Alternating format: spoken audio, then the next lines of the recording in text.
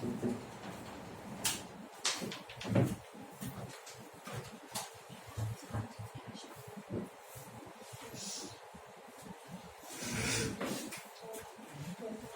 Direct claim से तो खाली कैश करना होता है ना, रिसीव्ड इंश्योरेंस क्लेम उसने बताया અને સેટલડ જેવું કઈ હોય તો cash આવે. हाँ सेटल्ड है तो बैंक, एडमिटेड है, एक्सेप्टेड है, क्लेम्ड है तो फिर इंश्योरेंस क्लेम होगा.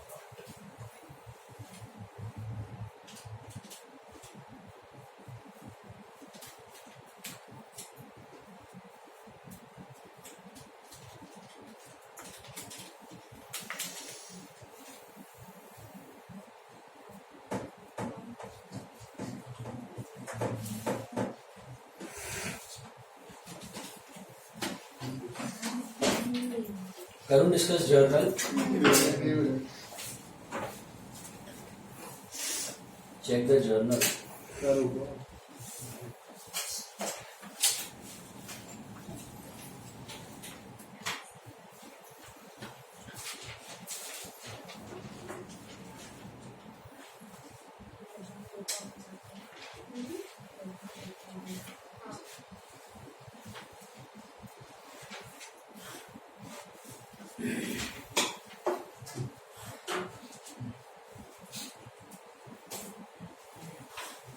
देखो फर्स्ट वन, बैलेंसेस की कोई एंट्री आने वाली नहीं है. Invested in running business, cash 12,000, machinery 8, out of which 50% of the cash was borrowed from Ram. आपका एंट्री होना चाहिए cash account debit 12,000, machinery debit 8,000, to capital account to Ram's loan account. Ram's loan will be 6,000 and Ram's loan will be 6 and capital will be 14. बराबर है. Purchase goods of 2,000, 10% TD, 4% CD from Anil, paid 1/3 of the amount, so this is partly cash, partly credit, right? So first you take 2,000, pay 10%, that's 200, so you get 1,800. 1,800 I do 2 parts, 600 and 1200. 600 will take 4%, that's 24. That amount is 576. So आपका entry होना चाहिए purchase to cash to discount to Anil. Purchase में आएगा 1,800 to cash 576 to discount 24 to Anil. We return goods of 500 to Anil, so that's Anil to purchase returns 500. Sold machinery of 5,000 to Sunil for 3,000. पे 10% discount deduction करना. पहले ही कर दिया ना 2,000 पे. 2000 पे किया ना. तो 2,000 was the first gross amount, right? उसी पे तुमने TD माइनस कर दिया तो 1,800 मिला. पूरे अमाउंट पे ऑलरेडी TD सब्ट्रैक्टेड है तो वापस करने की जरूरत है. फिर 1,800 में अच्छा ये 500 बोल रही हो. ओ हाँ, ये 500 पे नहीं किया क्योंकि ग्रॉस नहीं दिया था. बाजू में ऐसा मेंशन नहीं किया तो अजूम क्या करने का. नेट नेट 500 के बारे में कुछ दिया नहीं है. जो परचेज रिटर्न है उसके बारे में कुछ दिया नहीं है ना, ग्रॉस है कि नेट. तो assume it is net, so no need to subtract. Receive discount receive भी नहीं करते ना. अगर हमें You can returns are assumed to be on credit if nothing is specified. मतलब जो हमने क्रेडिट ट्रांजैक्शन किया था वो. हाँ, क्रेडिट वाला जो है उसी का assume करना. बट अगर वो फुल कैश होता में किया तो फिर वो कैश में रिटर्न. हाँ पर फिर हम लोग फिर सीडी भी आएगा, रिवर्स हो जाएगा. जितना वो 500 का रिटर्न होगा. Exactly. Okay. But if no information is given, you assume that the returns are happening on credit basis. जो क्रेडिट वाला है वो आपने रिटर्न किया है. और ऐसा ही होता है बिजनेस में. कभी भी आप रिटर्न करोगे ना गुड्स तो आपको ताबड़तोड़ पैसे मिलने वाले नहीं. ऐसे ही आपको कोई गुड्स रिटर्न करेगा तो आप पैसे नहीं देने वाले, उसको आप पेंडिंग रखोगे. और फ्रेश माल बाद में जब आएगा तो उसको फ्रेश दे दो. या फिर आप किसी को रिटर्न कर दो तो पैसे नहीं मिलेंगे, वो फ्रेश गुड्स दे देगा. So purchase return and sales return always अगर कुछ स्पेसिफाई नहीं किया ना कैश के बारे में तो assume it is on credit. मतलब पार्टी टू परचेज रिटर्न या सेल्स रिटर्न टू पार्टी. तो हम लोग उसको नया माल रिप्लेस करके सेल करेंगे या हमने रिटर्न किया तो नया माल रिप्लेस करके अपने को मिल जाएगा. बात समझ आई. रिटर्न्स के बारे में कुछ नहीं दिया तो assume they are on credit. और टीडी कब माइनस करना है जब ग्रॉस दिया है. ग्रॉस दिया तो टीडी सब्ट्रैक्ट करना है, ग्रॉस नहीं दिया तो टीडी सब्ट्रैक्ट करने की जरूरत नहीं है. Then sold machinery of 5,000 to Sunil for 3,000. 5 की 3 में गई है तो Sunil loss on machine to machine. That should be your entry, right? Sunil loss on machine to machine. Loss on sale of machine. Yeah. sold goods of 6,000 at 10% duty, 2% duty, received half by cash, half by check. तो ये पूरा cash पर ही है, तो दोनों पे CD आएगा. तो पहले 6,000 पे 10% is 600, net amount is 5,400. 5,400 को take 2% CD, which is 108. So you get 5 to 9. 5 to 90 को you divide it into two parts, 2646, 2646. आपका एंट्री होगा cash debit, bank debit, discount allowed debit to sales. Cash debit 2646, bank debit 2646, discount debit 108 to sales. Cash होएगा ना to sales 5,400. भाई cash हो कि check हो, immediate payment है ना. एक में ही लेते तो भी चल रहा है ना. हाँ. कैश में ही लेते 108 से कैश वाले में से माइनस कर देते. हाँ बट वो थोड़ा ज्यादा सा, हो जाता है. हाँ चेक वाले पे नहीं लिया. बेसिकली इमीडिएट पेमेंट होता है ना, सब पे सीडी आता है. कैश पे भी आता है, चेक पे भी आता है. एनईएफटी, आरटीजीएस किया, आईएमपीएस किया, जीपे, फोन पे, बैंकिंग, सब बैंक की हुआ. सबका ट्रांजैक्शन पे आपका हाँ. सीडी आएगा और आएगा. खाली किसमें सीडी नहीं लेने का, क्रेडिट ट्रांजैक्शन. क्रेडिट वाले पे सीडी नहीं लेने का. कैश वाला कोई भी मोड से पेमेंट करो, सीडी लेना ही है. ठीक है. हेलो, ये एंट्री क्लियर है सबको.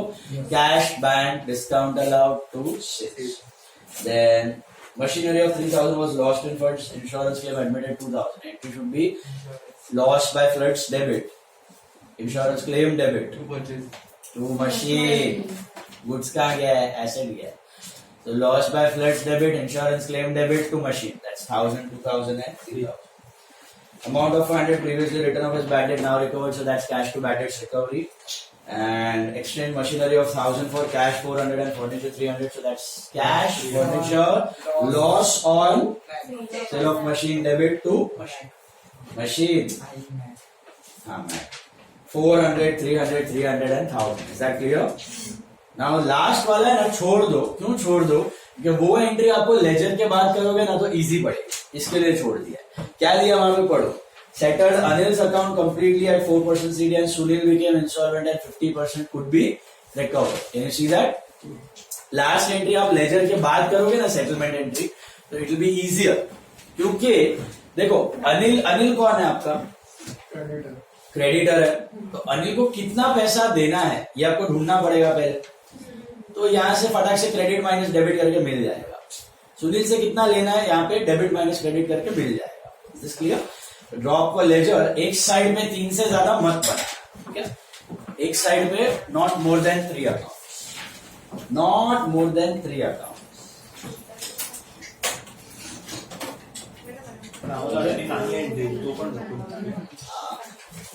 एक साइड पे 3 से ज्यादा मत बनाना. 2 या 3 फिट हो रहे हैं तो वैसे करो. 2 एक साइड पे, 3 एक साइड पे, 5 अकाउंट है आपके. Please draw fast.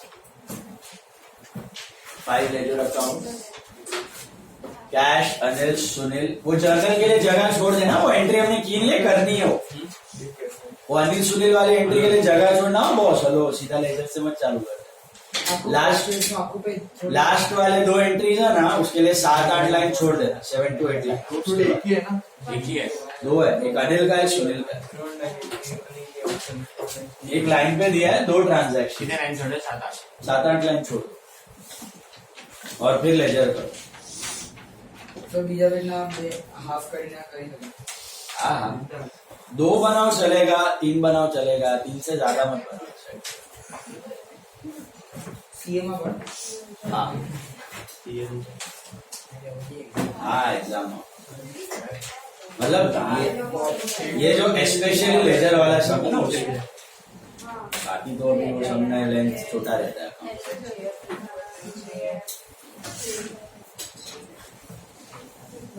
क्या होता है फॉर्मेट याद है आपको लेजर का? कॉलम एच क्या होता है? Date particular JF amount. तभी voucher date particular JF. Receive payment किसमें ना? कैश. अभी बनाया था ना शेयर्स के और.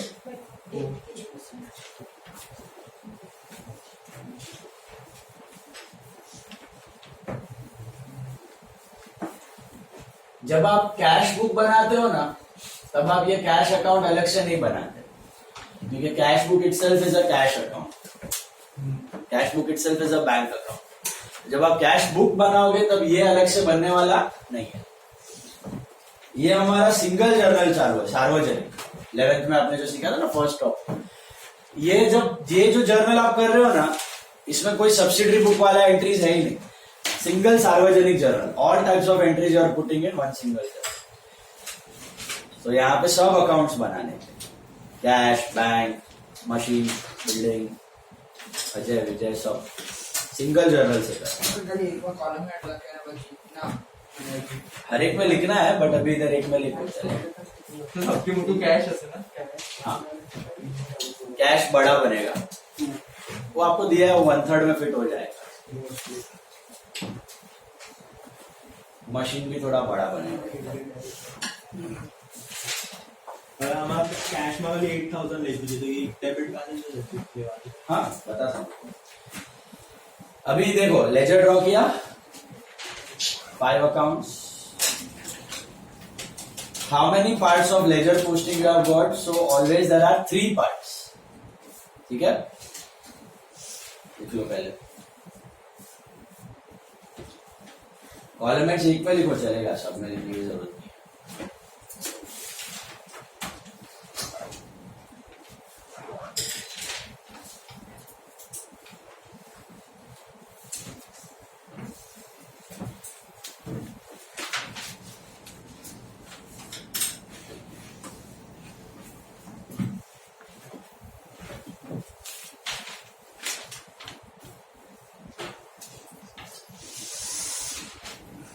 देखो, how many parts of ledger posting you have got? So 3 parts of ledger posting. Step number 1 is opening balance.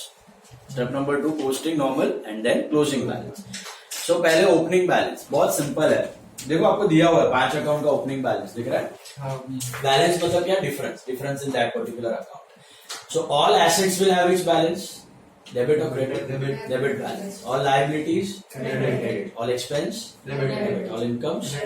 Capital? Credit. Liability. And drawings? Debit. What do you mean by balance? What do you mean by debit balance in any account? If I tell you cash is having debit balance, cash है. उसमें हाँ उतना balance पड़ा हुआ है, उतना cash पड़ा हुआ है। तो डेबिट बैलेंस का मतलब क्या है? Which side is greater in cash? Debit side. अगर डेबिट साइड बड़ा है ना किसी अकाउंट का, अगर डेबिट साइड हैवी है और क्रेडिट साइड छोटू है, you will get a by balance CD over it, which will become two balance BD. That's what is called as debit balance. And if your credit side is heavier, if your debit side is Chhotu, then you'll find a two balance CD over here, which will become by balance. That's a credit balance. So what is the definition of debit balance? If your debit side is heavier, if your debit side is bigger, then it is called debit balance. And if your credit side in any account is bigger, it's called credit balance. Right? आप admission retirement death करते हो. If I tell you what is the debit balance of revaluation account, so debit balance of revaluation account is loss on revaluation. Why? If I tell you debit balance of revaluation account means I am telling you that debit side of reval is greater than the credit side. So debit बड़ा है, credit छोटा है, तो expense आ जाए ना debit में और income सीधा आ जाए, तो buy loss लिखते हो. So that is called loss on reval. If your credit balance, what do you mean by credit balance of revaluation? Profit. That is profit on reval. What is the debit balance of trading account? Gross profit. Debit balance of trading account. Debit balance मतलब debit side is greater than credit side. So that's buy. So that's gross loss. And what do you mean by credit balance of trading account? Gross profit. What do you mean by debit balance of P&L account? Gross Net loss. Net loss. What do you mean by credit balance of P&L account? Net Profit. Net profit. Are you getting it? So debit balance का अर्थ क्या है? किसी भी account में debit balance होने का अर्थ क्या है? उस अकाउंट का डेबिट साइड बड़ा है, क्रेडिट छोटा है। और क्रेडिट बैलेंस का अर्थ क्या? उस अकाउंट का क्रेडिट साइड बड़ा है और डेबिट साइड छोटा है। So all assets in general have which balance? मतलब कोई भी एसेट पकड़ लो, cash, building, machine, livestock, furniture, equipments, okay, AC, motor car, delivery van, any type asset you pick up, tangible और इंटैंजिबल, हमेशा किसी भी एसेट में कौन सा साइड बड़ा होने वाला है? Debit side. क्रेडिट कभी बड़ा हो ही नहीं सकता। एसेट्स में क्रेडिट साइड डेबिट से बड़ा हो ही नहीं सकता, क्योंकि आपके पास एसेट है ही नहीं तो वो जाएगा कैसे। एसेट का रूल क्या है, debit what comes in, credit what goes out, या इंक्रीज तो डेबिट, डिक्रीज तो क्रेडिट। तो अगर बिजनेस में एसेट है तो वो जाएगा, डिक्रीज होगा ना, अगर है ही नहीं तो डिक्रीज कैसे होगा। सो क्रेडिट साइड कभी बड़ा हो ही नहीं सकता एसेट में। Debit can be equal to credit but credit can never be more. This is clear. Similarly for liabilities, liabilities will always have which balance? Credit balance. So always your liability ka which side will be greater? Credit side. Can a liability का debit be greater than credit? Impossible. कभी नहीं हो सकता, क्योंकि आपका liability मतलब आपका उधार लोन लिया है 50,000 का, क्या आप 60,000 चुका सकते हो? 50 ही चुकाओगे ना मैक्सिमम। आपने 1 लाख का क्रेडिटर है आपके, तो मैक्सिमम आप कितना पे ऑफ करोगे? 1 लाख। उससे ज्यादा तो पे ऑफ नहीं कर सकते। उससे ज्यादा सपोज कर दिया, एडवांस दे दिया, तो that becomes your asset, that becomes your asset. So liabilities will always have which balance? Credit. Always your credit side will be greater than debit side in case of liabilities. Got it? In case of expenses which side will be greater? Debit. Always कोई भी expense उठा के देख लो, debit side of that account will be greater than credit, and incomes always credit will be greater than debit. Okay, so capital also in general 99% capital का which side will be greater? Credit side. Rarely कभी कभी debit भी बड़ा होता है, आपने देखा होगा। करंट में तो होता है, कैपिटल में भी कभी कभी होता है। एक हाथ दो पार्टनर का 2 बैलेंस बीडी वाले सम किया है कि नहीं किया? एडमिशन रिटायरमेंट है, 2 बैलेंस बीडी भी आता है कभी कभी कैपिटल में। डिसॉल्यूशन में तो बहुत बार आता है, इंसॉल्वेंसी के बाद। तो कैपिटल में रेयरली होता है, बट 2 बैलेंस बीडी आ सकता है। तो ओवर ड्रॉन है, बहुत सारे ड्रॉइंग्स कर लिया उसने, तो कैपिटल भी डेबिट बैलेंस दिखा सकता है, बट बहुत रेयरली। जनरली कैपिटल में कौन सा बैलेंस दिखता है? क्रेडिट, बाय बैलेंस बीडी दिखता है। And drawings will always show which balance? Debit. Debit side will be greater than credit side. Okay, capital का आएगा वापस, पार्टनरशिप करना ही अपने को। अब यहाँ पे दिया हुआ है कैश का balance is 8,000। So what do you write in cash? 2 balance BD की by balance? 2 balance BD. 2 balance BD है, कहाँ से टपका होगा? लास्ट मंथ से टपका है, मंथली बेसिस पे बनता है जनरली लेजर। तो लास्ट ये जो 2 बैलेंस बीडी है, लास्ट मंथ में क्या हुआ होगा? By balance CD. वो समझना है, वही मतलब है कि आपका डेबिट बड़ा था, क्रेडिट छोटा था। समझा अभी? तो कैश में डेबिट बड़ा था, क्रेडिट छोटा था, इसके लिए बाय बैलेंस सीडी आया, इसके लिए 2 बैलेंस बीडी आया। This is 1312। ये क्या मतलब क्या है इसका? इतना कैश बिजनेस में पड़ा हुआ है। फिर दिया है अनिल अकाउंट। अभी अनिल सुनील का तो जजमेंट नहीं कर सकते अपन, एसेट भी हो सकते, लायबिलिटी भी। याद हो पैल लिखा था हमने क्लासिफिकेशन में। तो यहाँ पे अनिल कौन है? आपका क्रेडिटर है। तो 2 की बाय लायबिलिटी है, बाय बैलेंस बीडी। तो ये अपना डेटर है कि क्रेडिटर? इसको पैसा देना है कि इससे पैसा लेना है? कितना देना है? 5,000। अकाउंट देख के आप धड़ाक से बता सकते हो। उसके बाद आता है सुनील का डेबिट है ना, क्या लिखोगे? 2 की बाय 2 बैलेंस बीडी। कितना? 4,000। और क्या इंडिकेट करता है ये हमारा डेटर है, इससे पैसा लेना है। और मशीनरी क्या होगा? मशीन में 2 की बाय 2 होगा ना, कि बाय होगा? 2 होगा। मशीन में होगा 2 balance BD. Making it over here, machine में होगा 2 बैलेंस बीडी। क्या इंडिकेट करता है भैया? कितना मशीन पड़ा हुआ है? कितने का? 4 का। तो ये सॉर्टेड है आपके। Nature of balance clear? Again all assets will have it's balance. हाँ, परचेज का क्या? अच्छा, परचेज का क्या होगा बैलेंस? क्योंकि बाय 2 हाँ, बट यहाँ पे परचेज आपको क्या ट्रीट करना है? एक्सपेंस। बराबर है? इधर आपको परचेज ट्रीट करना है as your expense, biggest expense. Accounting equation के लिए आया गया वो स्टॉक में ट्रीट करो उसको, but otherwise in general purchase is your expense and sales are your income. तो परचेज एक्सपेंस है, इसके लिए डेबिट बैलेंस। ये क्या इंडिकेट करता है? 3,000 इतना गुड्स है, एक्सपेंस हुआ, इतना एक्सपेंस इनकर हो चुका है, इतना माल आपने ऑलरेडी खरीद लिया है, ठीक है। So all assets will have which balance? Debit. All liabilities credit. All expense debit. All incomes credit. Capital credit, drawings credit. बढ़े आगे। पोस्टिंग करनी है, सबसे पहले एंट्री आपकी cash machine to capital to Ajay's loan, Ram's loan. How you split this entry? कभी भी ledger में पोस्ट करने के लिए ना ब्रेकअप, कंपाउंड एंट्री को सिंपल एंट्री में कन्वर्ट कर देने का और फिर पोस्ट करने का, simple. So what is your split entry? Cash to capital to Ram and machinery to capital to Ram. ना, कैश टू राम लोन हाउस। पहले कैश टू राम्स लोन उड़ा दो। जो राम का लोन है ना वो कैश में ही आया है। कितना है वो? 6,000। Cash to Ram's loan is 6,000। Finish it off. तो कैश में टू राम लोन में बाय कैश में आएगा टू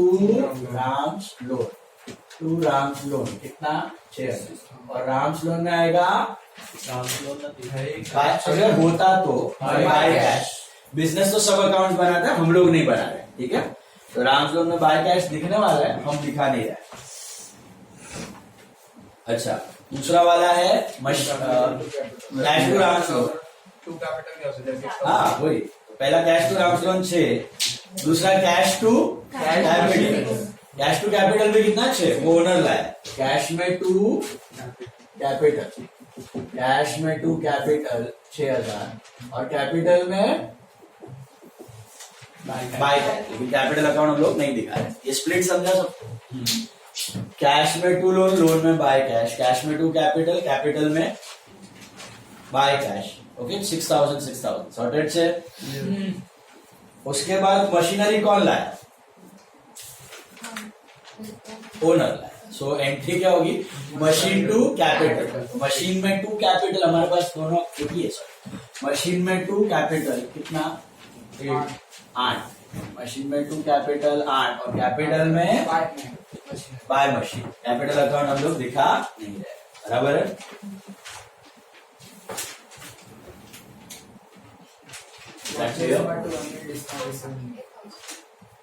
अभी नेक्स्ट वाला क्या? Purchase to Anil to cash to discount, right? Purchase में तीनों का नाम। बट ऐसे मत करो, आराम से करो। पहले परचेज टू कैश, फिर परचेज टू अनिल, फिर परचेज टू डिस्काउंट। ओके, तो परचेज टू कैश, परचेज में टू कैश कितना? 576 और कैश में by purchase 576। Are you getting that? Hello, split and post. कभी भी कंबाइन एंट्री दिखा, इंडिविजुअल एंट्री में कन्वर्ट कर देने का और फिर पोस्ट कर। परचेज में टू कैश, कैश में बाय परचेज। फिर परचेज टू अनिल, तो परचेज में टू अनिल। डेट चेंज कर देना।